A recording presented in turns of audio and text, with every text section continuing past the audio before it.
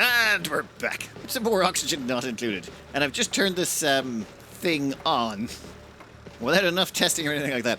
Basically, this liquid tank had filled up and we were getting a backup in the system, so I just plugged it in. We had no choice at that point.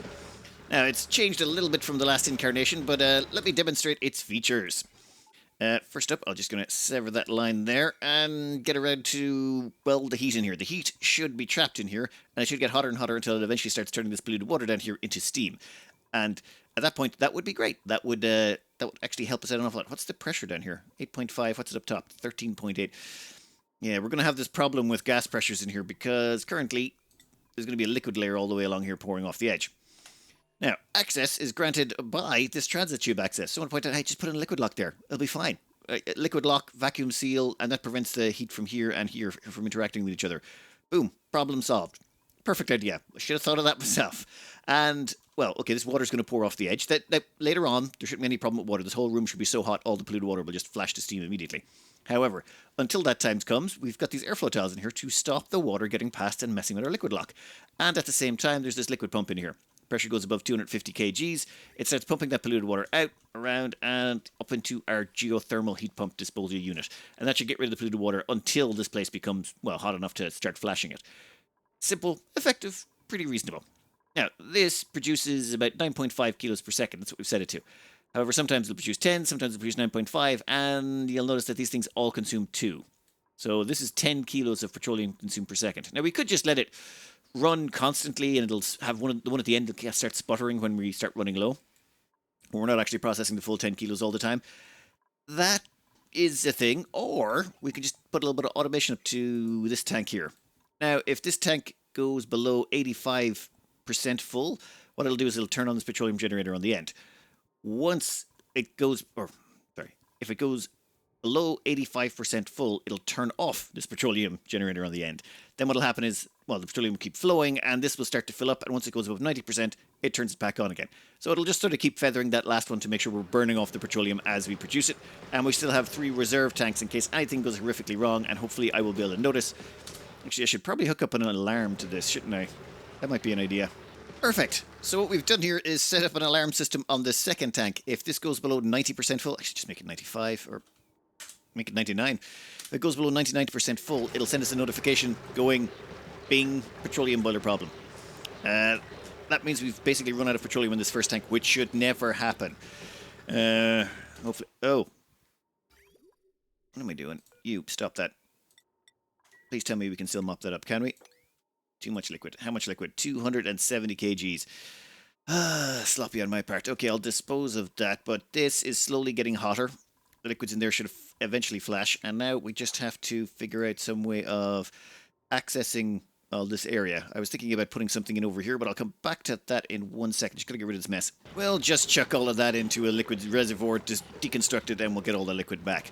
Alright, over here. Now, since we already have access into the petroleum generator, and this is going to be a steam room and quite annoying, we'll come back to that. Oh, that also reminds me. I need to do something with the gas pumps. How have I set them up? Alright, so if you're higher than this, and I think I'm going to have to put in... Oh, we might need another AND gate on this. I don't think I want them on all the time, do I? Actually, you know what?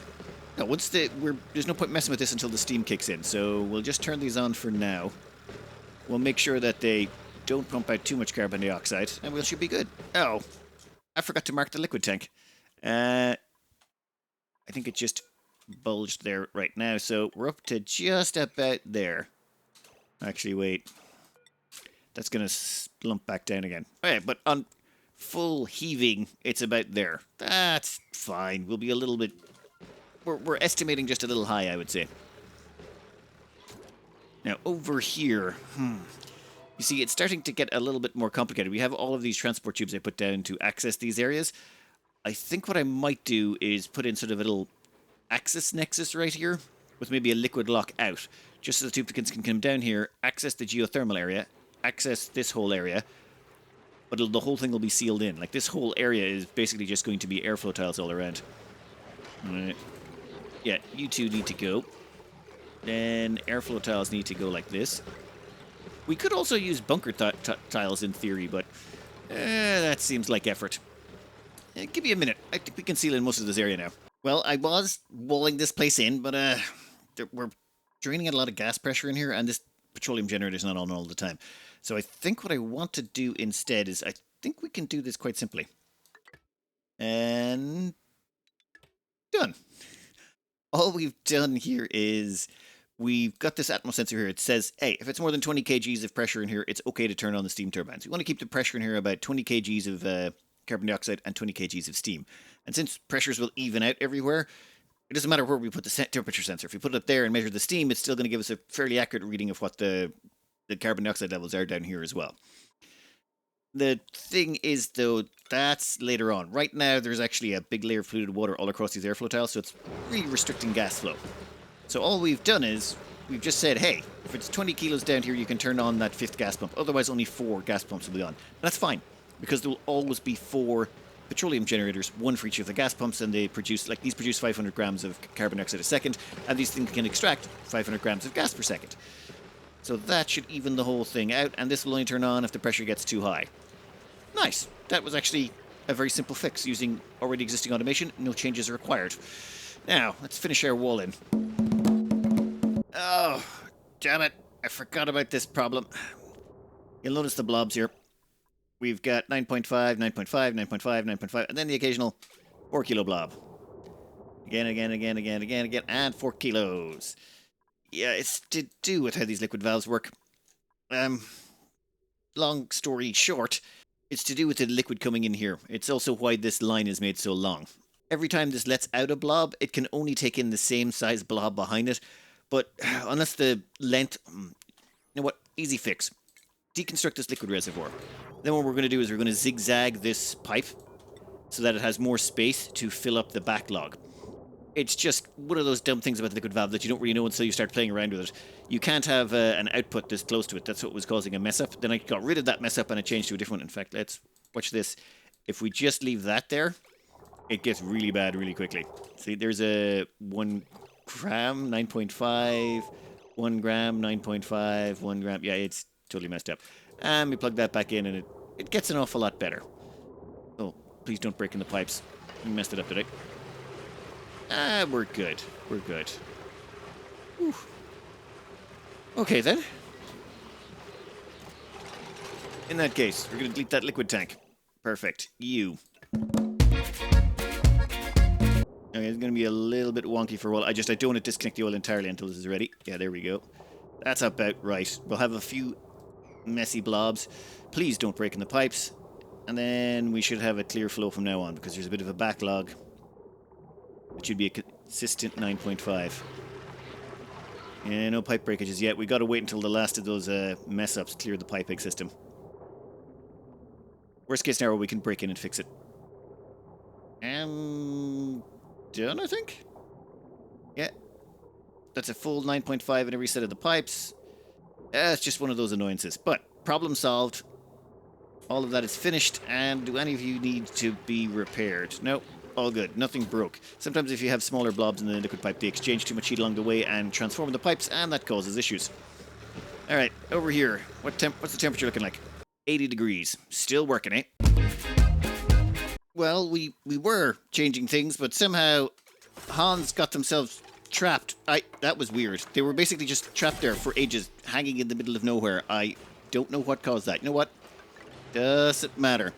All we're doing here is we're making an access point for a bunch of transit tubes access.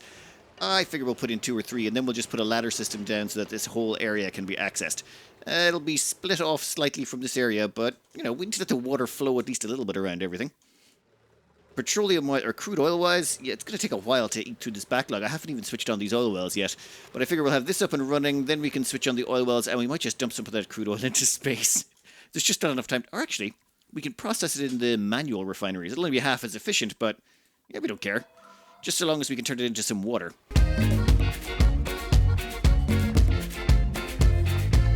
This is pretty close to the final product. All we've got to do is seal in those last 2 wall sections. For now, I'm leaving it for access purposes. But this should mean duplicates we can get in. We have 4. Okay, that's too many drop-offs, but we've got enough drop-offs to get everyone in and out. And we can get a large quantity of people in here if we really get an emergency. We also have sour gas in here. I think I know what's going on, though. I think this insulated tile here is getting temperature from this temperature shift plate. And this temperature shift plate is dumping temperature into this insulated tile, and the insulated tile is occasionally flashing a blob of petroleum into sour gas, which is why we have 10 kilos of pressure in there. That is awkward. Maybe if I turn the temperature down on this a bit to, say, 575? I didn't want to put the temperature shift plate there. I probably should have blocked in that tile and then removed that one. Well, I'm not breaking back in there now. So hopefully we turn this down a bit. We'll decrease the temperature exchange, so it should take it down below the vaporization point. It needs to get up to 538.9, so say 540 degrees, so long as that tile doesn't go above 540. The temperature, this temp shift plate is made of diamond, and the amount of heat it can inject in, or how high it can get the temperature, is related to... it should hopefully, if we put it down just a scooch, prevent it from going up hot enough to flash that petroleum to sour gas occasionally. In theory. But hopefully it'll still keep the petroleum boiler running cleanly. We need to get it up to 403 there. There should be enough of a temperature differential, and we do have that diamond temperature shift plate there helping out. I'll keep an eye on this for a minute just to make sure. And over here we're up to 107.5 degrees. So slowly but surely this is getting there. Once it gets up to about, what is it, 120 for polluted water? Yep, about 120, we'll start to see that polluted water just flash instantly into steam, and then this thing will start kicking in. Okay, I think I know what's going on here. I think I know how to stop this. This is up to 538.4. It's slowly going up by a fraction of a degree as time goes by. So it's 538.4. We watch that for a little bit longer, it'll go up to 538.5. And I think if we left the temperature near at about 600 degrees, it would cap out at 558.5. That's the maximum temperature exchange between those two. So this cannot get any hotter than this, assuming it doesn't go above 600 degrees in here. It's just there's a limit, because this is an insulated tile, of how much temperature you can inject into it. That means, well, with the temperature differential we have. So all we have to do is figure out how many temperature degrees this is above what the flash point is, and then subtract that from this area in here, and then we shouldn't have any more problems. 1 second. Well, if I've done the numbers right, it should be 580 degrees, 0.3, which we're already below. Which means this should never hit the flash point, which doesn't seem right. We're like 538.9 is the flash point, and it should have already stopped. Okay, I'm going to take you down another 5 degrees. Yeah, we've got 5 kilos of sour gas in each one of these, and the goal is to not have it go any more than that. 538.9? Okay, not great. What the? I think it's worked. Yeah, the temperature's actually started going down. I dropped the temperature to 540 degrees. I think we've bounced that out. No more sour gas seems to be accumulating. The temperature of that has dropped a bit. We'll put your temperature up another 5 degrees just to be completely safe, but... let's see what that does to the temperature. How did the temperature dropped and we didn't end up with any new sour gas? Perfect.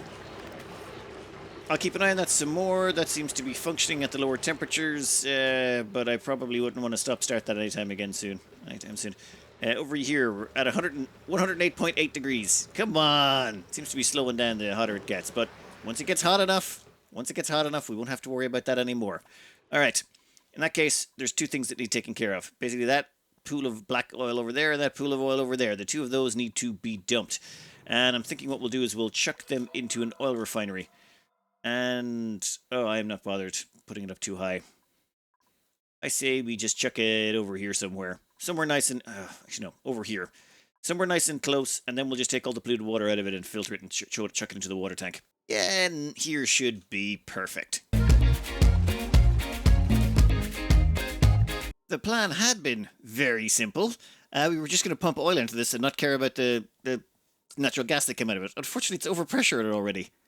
5.4 kilos of gas pressure. Yeah, this thing overpressurizes at 5 kilos, doesn't it? Well, that's awkward. I can't believe an industrial-grade oil refinery overpressurizes at 5 kilos.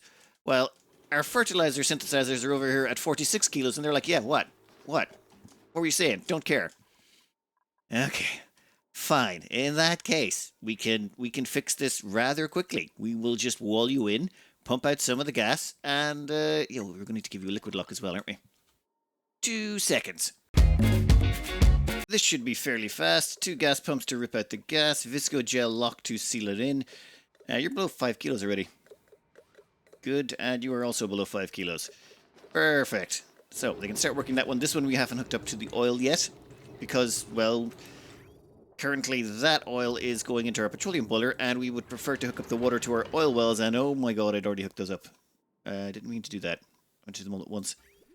Right, so, we stuck a liquid pump down here. It's in the bottom of our tank. This comes along here and basically feeds off into this oil well, then continues on, splits off into this oil well, and then is going to continue on this direction and go into the final oil well.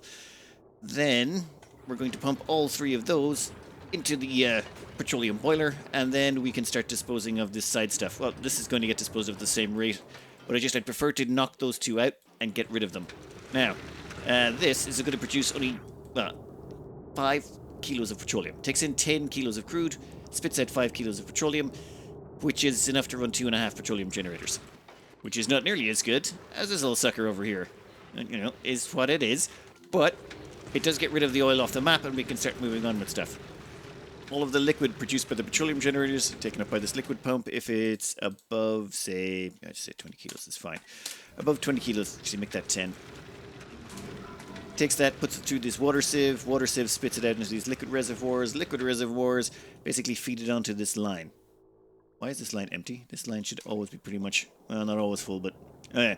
So this is just dealt with a hot ejection, so it's, and why is this down to 18 kilos of steam pressure and this one is still at 117? I feel like I should let this one run a little bit hotter maybe. I didn't make both of these identical. For example, this one's slightly different. It's just differently shaped. So because of that, I think these are falling out of sync, which is not great. I might have to make some changes there. For now, though, we just want to get rid of this crude oil. So, crude oil gets filtered, and then the output from that crude oil is fed onto this line here. And when this line is not full, which happens occasionally, it'll get spit out. We're in no rush to dispose of the polluted water. Just so long as the crude oil is burnt off, we don't care. We just want to clean out the bottom of the map, and then we can start flooding this whole area. That water will also have to be removed. I'm thinking probably a desalinator. But first up, how's my crude oil over here looking? Anyone want to finish that last pipe segment? Anyone? Right, that's the 3rd oil well up and running.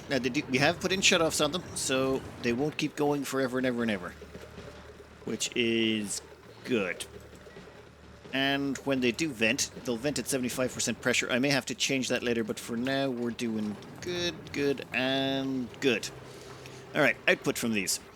All the output from these oil wells will come and be centralized right here. And once that's hooked up, well, then we're going to have to disconnect this oil, aren't we? Actually, what we can do is maybe... I'm just thinking if I should feed that on somehow. Like put on a... Actually, no.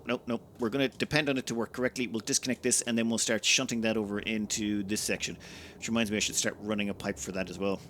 Right now, and yes, I'm aware that the piping is horrifically messy, but we'll clean that up at a later date. Just for now, we need to get everything pumping. Oh, wait, that's a problem. I can't have you doing that. You two need to merge up there. I don't want to be pulling off on one side. That would be bad. Okay. Then we can sever that guy. We no longer need you. Which means we can plug him in there instead. Okay. And I should maybe speed that along a bit. Okay, I'll clean this up later. Potentially. Maybe. Kinda. It's just a case of, well, this is the water that feeds all the oil wells. This is disposing of this crude oil. We're going to put in a second pipe to dispose of even more crude oil later. This here is to dispose of the polluted water until this starts boiling, assuming it is. Actually, I think we're maxed out. I think 109 degrees is as hot as this gets. That could be a problem. We might need to heat this up some more artificially. And I am not sure how we're going to do that, because right now, it's been at 109.9 for a while. All of them have. I think they have a max limit. Yeah, the carbon dioxide comes out at 110. The polluted water comes out at 40 C or hotter if the building is hotter. It produces a little bit of heat itself, but yeah. So So from up until this point, the carbon dioxide was heating up the whole area, or heating up everything slowly but surely, and dragging up the polluted water output with it. So we need to inject heat into that somehow. Means we're probably going to have to use the aquatuner and probably a tepidizer. But yeah, we'll figure that out in a minute. For now, I just want to get the oil completely finished. Someone want to finish that off? Yeah, that should mean it'll split its inputs across those two. Perfect. We could put flow controls on them, but I think... Oh, actually, we will have to, won't we? I just realized something. I need all three of them meeting, or it's going to draw excessively from one and not from the others. For now, we'll just put it back onto the original input. We'll sort out some extra piping. Yeah, that'll be fine. We can all patch this work this all back together, and the piping will just get messier, which will of course make lots of people really happy. Right, so this time we're going to do it right. We're going to have all three of them meet at this... Oh, damn it, wrong way. We're going to have all three of them meet at this location. So that is one pipe from each of the three oil wells, all meeting at this junction. That junction should allow all three of them to draw from each other equally. Well, okay, once this pipe fills, which will take a second. Here we go. There we go. Very even draw, everything doing what it should. Then down here, this is pumping oil. We need to get a few more pipes in. That's going over here to get converted into petroleum. Why is no one working that refinery? Come on. I don't pay you guys to sit around and do nothing. In fact, I don't pay you guys at all. Well, okay, technically you get food and oxygen, which I am more than willing to withdraw. Perfect. And then what we can do is, once this should drain first, and once that's drained, we'll put in a second pump. We have a second pump here ready to go, and then we'll feed that into this as well. Should have put in 3 oil wells. We could have done this even faster. All right, let's fast forward a bit until most of that oil is cleared. Oh, actually, no. Desalinator. I need to get a desalinator in here real quick. What we can do is we can convert all of this salt water. For now, it's used as to top up on the overflow, but we don't really need it. You are... don't like this. That thing's about to back up. That thing's fine. How about our other saltwater geysers over here? You are still good, and you are still good. None of these are backing up. I don't want to be wasting any water if at all possible. And the hot steam vents, you should probably be fine. Yeah, you're dormant, right? No, erupts in 0.3 cycles. Whoa. Whoa. What's going on here? Steam pressure below 125. No. Oh. How is the steam temperature only 101 degrees? What did you guys do? I need to fix this. But in a minute, I'll come back and fix you. You had no automation on you, which is what was the problem. This one did have automation on it, which means it... Okay, so this one worked just fine. I'll have to break back in there and fix that one, but yes, we wasted water. To help even out flows, I have retrofitted this, or refitted this, with the exact same setup that we have down here. Well, minus the temperature shift plates. That seemed like a lot of effort. So this should be very similar to this in terms of heat. I think the problem was, before we had the water plopping out on here and here, while the aquatuner was over here, temperature sensor was over here or something, and it was all messed up. Whereas over here, all the water output that goes back into the tank drops right on top of the aquatuner. It's right beside the thermal sensor. It's right beside the pressure sensor. All of them are in one location. And I think what was happening was this one was being a bit uneven, and that it was eating more heat than it should because the aquatuner was over in the corner away from the thermal sensor. Now that they're all beside each other, this should hopefully work just about the same pace as this one. Because before, this one was emptying much faster, and I prefer if they were both about the same pace. It just makes for more consistent flows. When it comes to the crude oil, we are now entirely running off the oil wells. The oil wells are doing their job. This guy over here, we're pumping that into this oil refinery. And this guy down here is slowly being emptied. In fact, let's just get any loose crude oil that's lying around the place. Yeah, we'll get that all brought over here and dumped off. We definitely have lots of petroleum about the place. I might need to take that petroleum and centralize the storage of it somehow, but we'll worry about that in a minute. Once we get this done, and this done, that only leaves this, salt water. And you, I'm gonna branch you off. You're no longer necessary here. So you're gonna go this direction. Go up, and... Okay, there's a output line here. So I figure we take the water, we sieve it here, Sorry, desalinate. We desalinate it here by chucking it into two desalinators. The two desalinators will output the clean water up here. That will go onto the wastewater output from our sour tart boiler. And done. That should get rid of most of that. Might take a little bit of time. How are you looking down there? It's already backfilling the pipe. Perfect. All right. So that takes care of all three of the liquid sources down here. Once they're gone, we can open up this whole area and we can get rid of that. That liquid lock will no longer be necessary. Actually, oh yeah, that's right. We're going to seal this in here. So we seal this section in here. We're going to have to put a liquid blob on top of that, probably a little blob of supercoolant, just to make sure that no pressure damage can get out of that. We still haven't applied liquid blobs to here and the other one and a few other places. That will allow us to avoid pressure damage when the time comes. But for now, we just want to clear this area out. All the liquids need to go. Well, I went and grabbed lunch, and most things kind of worked, but I made some mistakes. One, I had disconnected this for a bit while I did something, and this meant this backed up. This one did not, so this one was working fine, and it emptied. As in, it emptied the geothermal generator, the geothermal heat pump. Once the geothermal heat pump had emptied on that, but it was blocked here, that meant it shut off and stopped absorbing liquids. One of the liquids it was absorbing was the water coming from here. So this is now flooded. So, what I have done, I have disconnected all water inputs except for the polluted water input from here. We need to drain that as soon as possible. It is actually getting hotter in here, though. Turns out it is slowly generating heat. We're up to 119 degrees. It was at 110 last we checked, so it's slowly going up. There's even a bit of steam in there. We'll need to pump out a bunch of water. We'll need to do some maintenance, and I have no idea how that place is still a vacuum. Because if we check here under liquids, that's polluted water. That polluted water should be off-gassing in there, but it hasn't. Or maybe we're... Oh, you know what? Not going to worry about it. However, that means we're getting a backup on a bunch of lines, and I'm tired of the backups. So, to avoid having backups on all the lines, this is the two saltwater inputs from the top right of the map. They've now got overflows. These overflows are going to go up here and into two more sets of desalinators. We're not caring at this point. We're just going to use the desalinators. The geothermal heat pump will kick in, but we're putting in these overflows. Then they're going to have to, well, run a whole bunch of piping all the way over here. Oh, 1 second. You need to be snipped there, there, there, and there.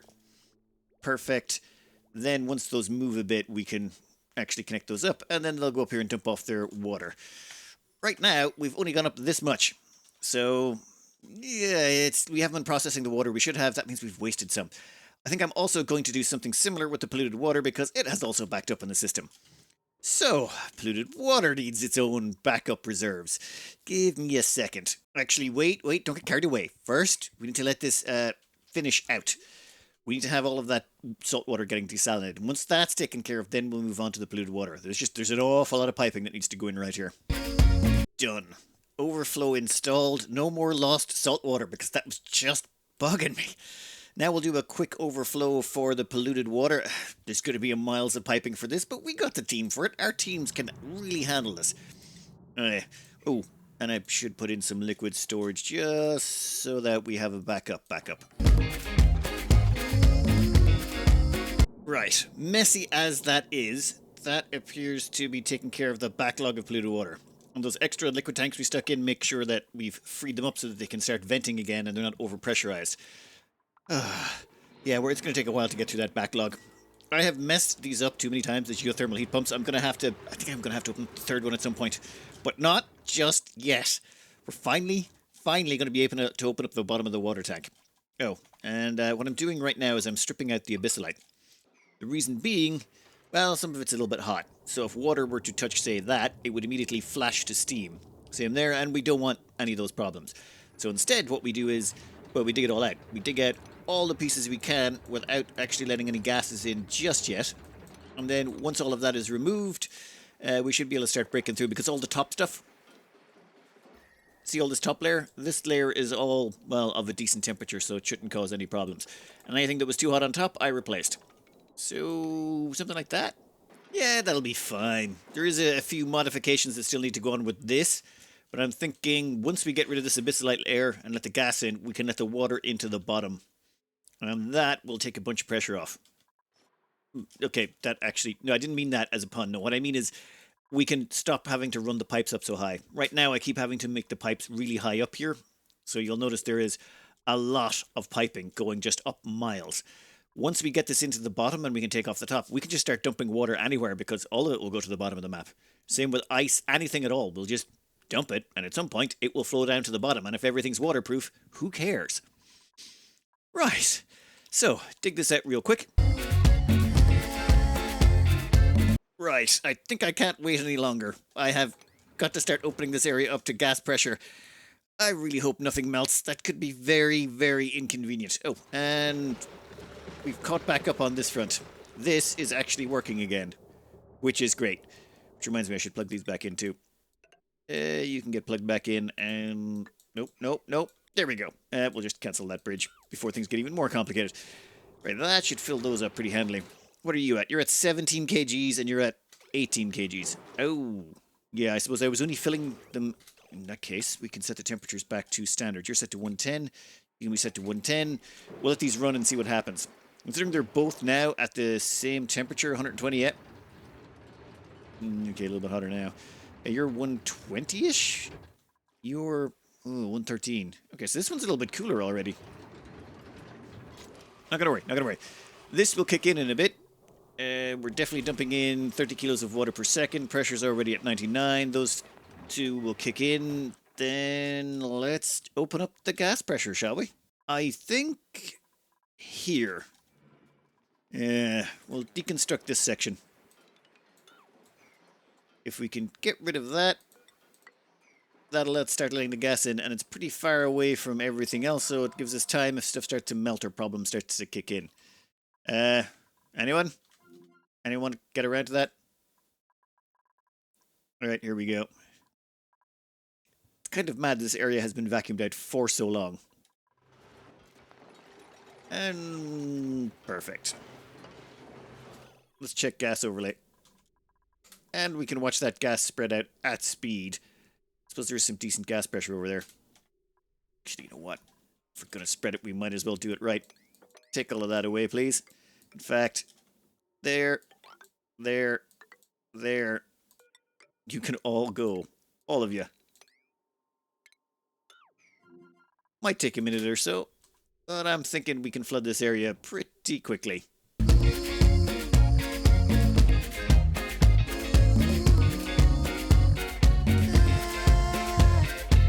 You know what? That's enough of that. I think we're good to just expand the last of this out. You can actually see the gas flowing down. They've done a good job on those animations. Anyway, it's definitely getting a lot thinner as you go.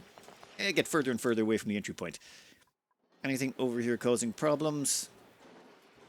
That's fine. And the gas is finally starting to get over to this point. I might as well take the top off here. There's no need to keep it anymore.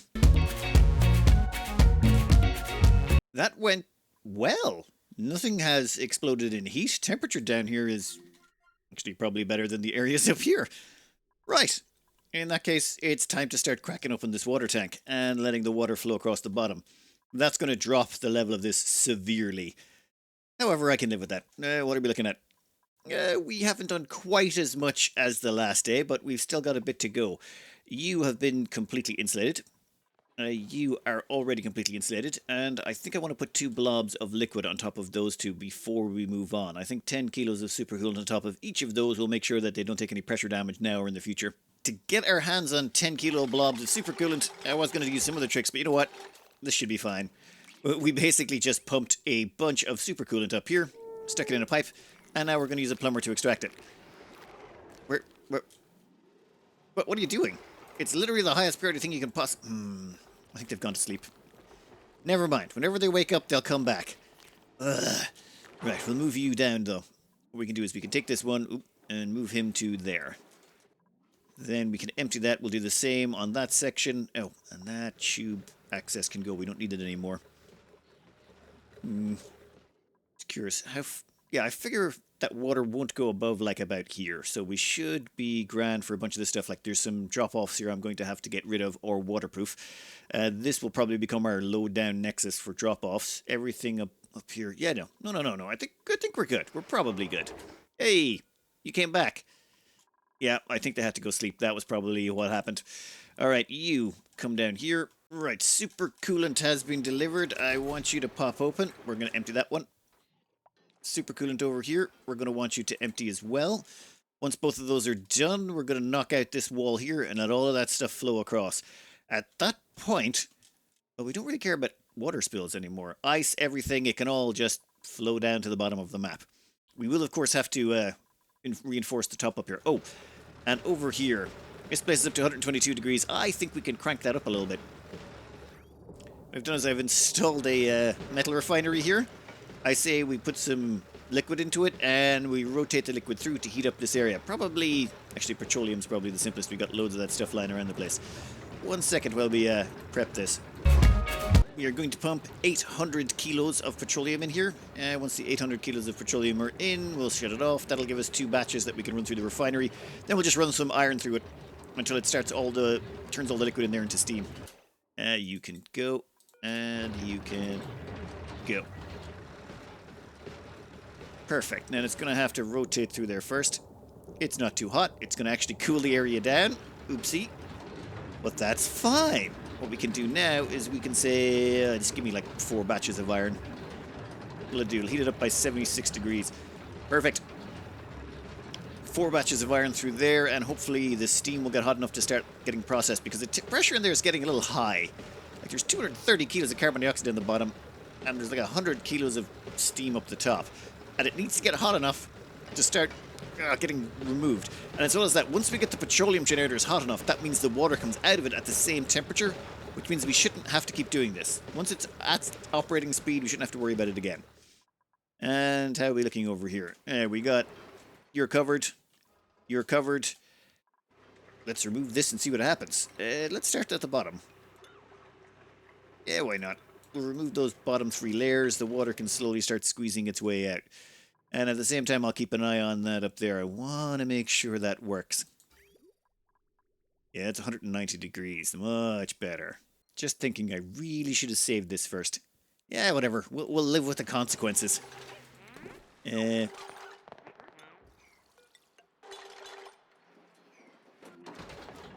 how are you looking over here? I think we've still got some... Give me some liquid overlays. Yeah, we still got that polluted water down there. But I figure another couple of batches will take care of it. Actually, go up to 6. I can see up there that it's converted the polluted water. Yeah. Those guys got hot enough, there's no layer of polluted water on top anymore. A little bit on the bottom. But give some time for that heat to spread out. Why are the steam turbines on? Generator idle. Why are you idle? Oh, we're waiting for the temperature to hit 160. We've set this so that the temperature is nice and hot. We don't want to accidentally cool down the petroleum generators too much. And down here, yeah, the pressure's flowing. Oh, I should probably check. You know what? That was the height of the water tank when we emptied it. Maybe a little bit more, but I mean, we didn't lose that much. All right, that should fill across there. The petroleum generators should start doing their thing. We can give this a few minutes. Right, that's way too slow. I kind of want to chop out the rest of that wall. But first, I want to see something here. Why is that gas pump not activated? You're flooded. How? I can see why it's flooded as well. It's the visco gel. There's 70 kilos of visco gel on top and 1 kilo of visco gel on the bottom. That makes no sense. How is 70 kilos floating on top of 1 kilo? I've also got a bottle of visco gel in there. I'm going to empty that bottle of visco gel, and if it causes the rest of it to drop down, that would be great. And no. Now we just have 11 kilos in the bottom. Fine. What we'll do is we'll start mopping. We'll see if the mopping makes a difference. You guys are all not as hot as you should be. Huh. I was really thinking you should be getting hotter. In that case, give me another 6 of these. Yeah, give me 8. I'm probably going to overcook it, but I don't care.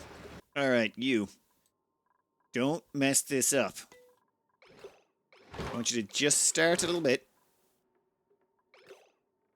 And perfect. And still good. Okay. That actually worked out perfectly. The visco gel, we just mopped the bottom bit, the top bit fell down, no gases escaped into our little vacuum seal right there. Yeah, so there's no gases there. Everything's safe, and I mean, we don't need to empty that visco gel. We can just save that for a rainy day. We'll just move it back up to my very badly organized section of little blobs of visco gel that I have lying around the place, just so that I can move them where I need them. This has stopped moving across. I don't think there's enough pressure to move it, or it's moving so slowly it's not worth caring about. So you guys can all go. In fact, yeah, you could probably go too. Think about it. Yeah, why not? It'll flow across the top a bit, but I think that's fine. In fact, we could probably demolish all of this. Though I do need to... Yeah, I probably do need to spread out this oil a bit and mop it all up. This crude oil needs to go. Much better. And now, that should flow across the top. There's the supercoolant, and this heavy watt joint plate doesn't care because they're immortal, it seems. Right. Done, done. Done and done. That should expand the water tank massively. Alright, what was next? Yes, I need to take care of this hot steam vent up here. This needs to be fixed. Because this is unacceptable what's going on in here. Now, I figure we don't actually have to change anything here. We just have to remove the heatsink that's in here already. I think what happened was, when this first started, this area was like 20-30 degrees in terms of all the liquid going through the pipes. So before it could get sucked up by the steam turbines, the whole thing caused problems. But we will put in one change. That is... Down here we had a tiny piece of automation, thermosensor. We're going to keep the... We're not going to turn on the steam turbines unless it's 250 degrees in here. Yeah, that should be perfect. Right. That should fix it. The place is effectively a vacuum. So now when the next blob comes out, it should immediately just start going through the steam turbines. What are you at? Yeah, if the temperature's above, say, 250. Sorry. The temperature's below 250. I want you to turn on. So that will pretty much start the steam going through immediately. Well, we won't find out for another 50 cycles, but that is okay. And down here, since we ate through the backlog of resources when it came to salt water and stuff like that, the salt water is now flowing continuously. The polluted water, I think I want to get a little bit of a backlog on this. As in, I didn't have any liquid tanks hooked up to this to store excess, so we're going to stick 3 excess storage tanks on there, just so none of it's wasted. Any of the excess can be sent down to the water sieves. And why are you not processing already? You should be full. Oh, I never hooked you up. There we go. Alright, this mess. You'll notice there's a bunch of water down here. What was happening was as follows. We have a cold slush geyser here. Water's coming out so cold that if you sieve the polluted water, it turns straight into ice. It's breaking the pipes, which is why we've got those blobs of water down there. Should turn the place pretty cold, actually. You know what? Never mind. I mean, it's a little bit warmer. If you go never mind.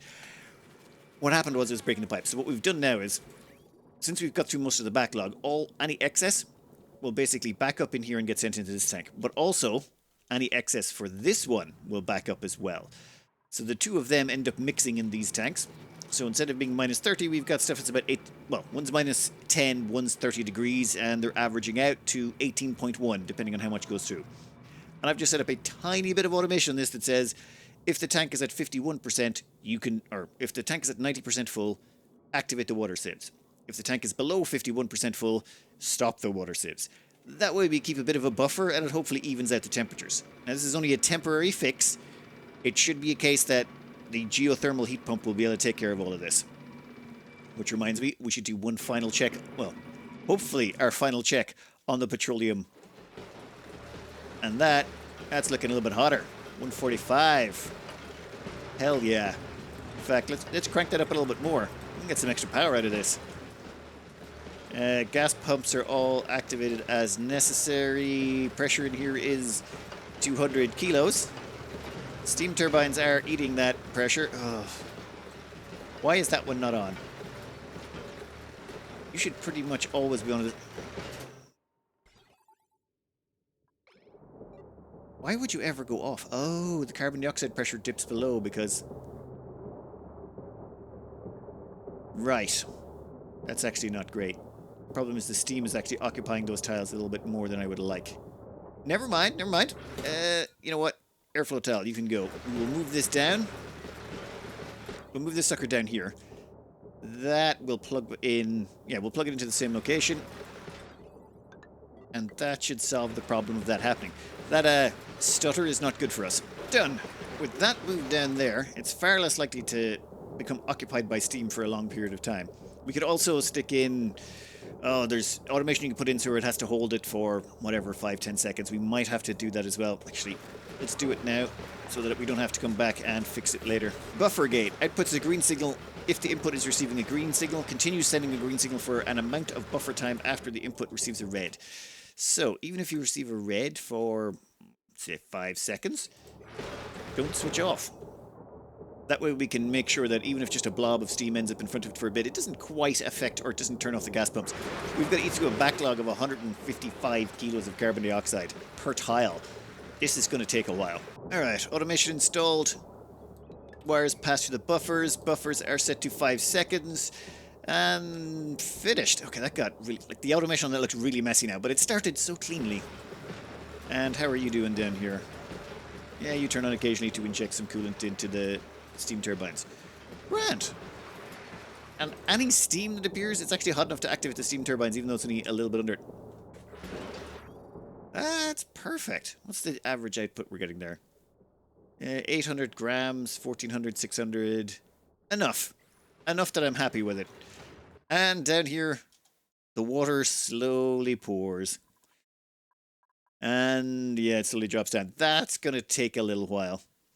Maybe I should grab a snack.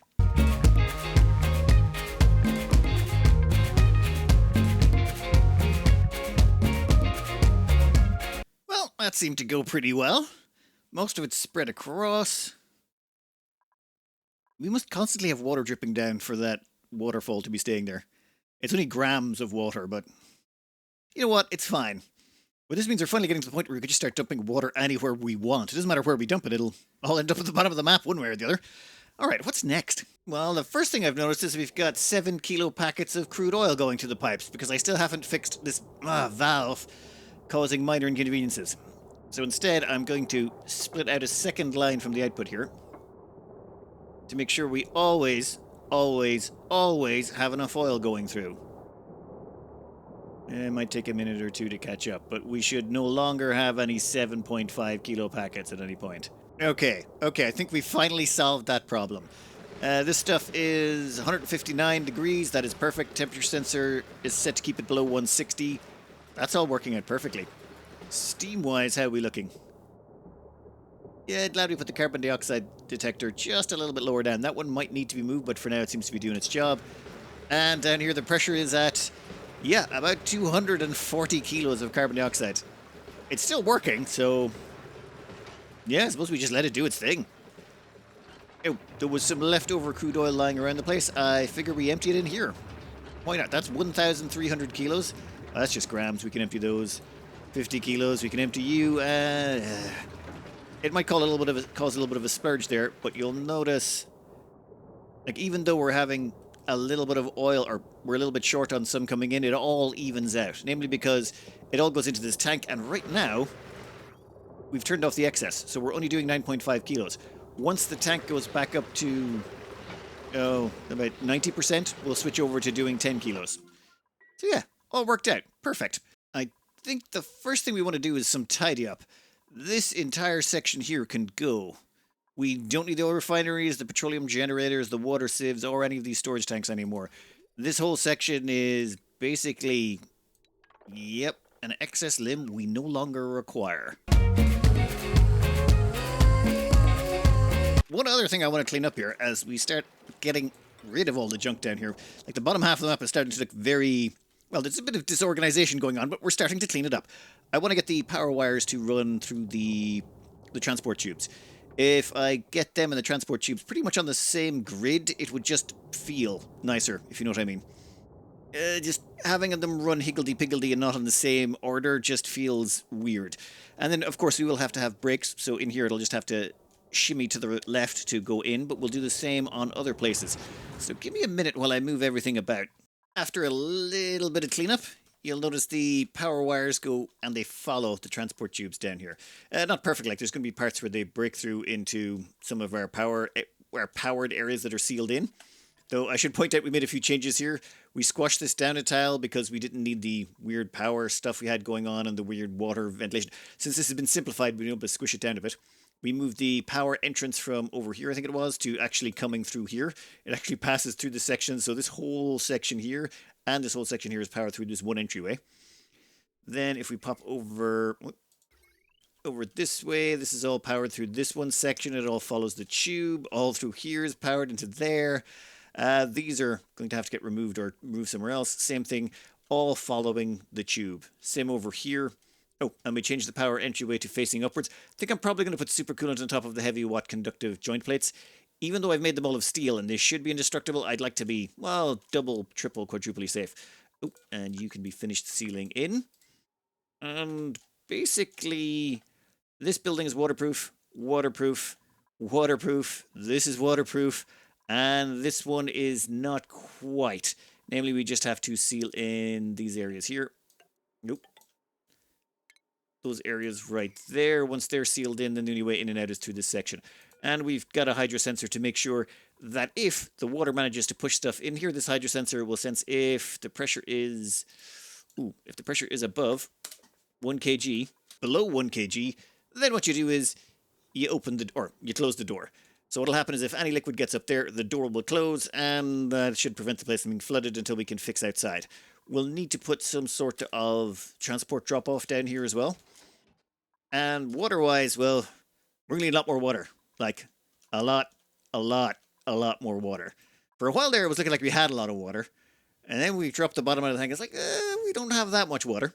So we are going to need a rocket chimney. If we want to fill this place in a reasonable time frame, I'm thinking a rocket chimney.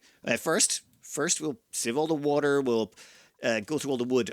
Yeah, my math on the wood was way off. I think I missed a zero somewhere with my math, so it's not going to be quite so much water out of that as we thought. But that's fine. That's fine. When it comes to placing the rocket chimney, suggestion was here, basically through the liquid tank. Literally, this entire area is already dug out. The closest vents and geysers are all to the side. The only problem is this lovely, beautiful orchard up here. However, we can move all of these. There is a slightly sneaky way we can do that, which we'll demonstrate that later on. For now, though, I'm way over time again, and there's too much gas pressure in here, way too much. I should have actually vented this before I turned it up to 160 degrees. Then we could have let the gas pressure go out to the rest of the world. We might even still do that. No, we'll melt something if you do that. Anyway, I'm going to cut this out here. Next up, we're going to finish waterproofing the top half of the map, getting rid of all that polluted water, sealing in our base. Oh god, probably getting rid of a bunch of the Drecos. We don't need them anymore. Like this squad of Drecos can probably go. Cut down on our pathing calculations. And then after that, it's probably going to be building a rocket silo while the map slowly fills with water. Oh, and as for freezing it, no! We get, well, okay, let me point something out. We have water coming out of this. So if we freeze the entire map, that water would have to pass through a whole bunch of ice to get to the top. The water's going to freeze in the pipes, and if the whole map's frozen, we can't get to it. We need literally to freeze the entire map, then dig vacuum tunnels for all of our piping to make sure that nothing freezes in the pipes. Otherwise, you'll have no maintenance. So you'd probably have to make a centralized corridor, which means we'd just be back to a centralized corridor down the middle, like most maps. I kind of want to go for that Subnautica feel. Ooh, and maybe release a bunch of fish. I mean, that won't help with pathing calculations, but I figure by the time we get up to like the top of the map and water, pathing calculations will be the least of our worries. Anyway, I'm going to cut this out here. I hope you enjoyed it. Good luck.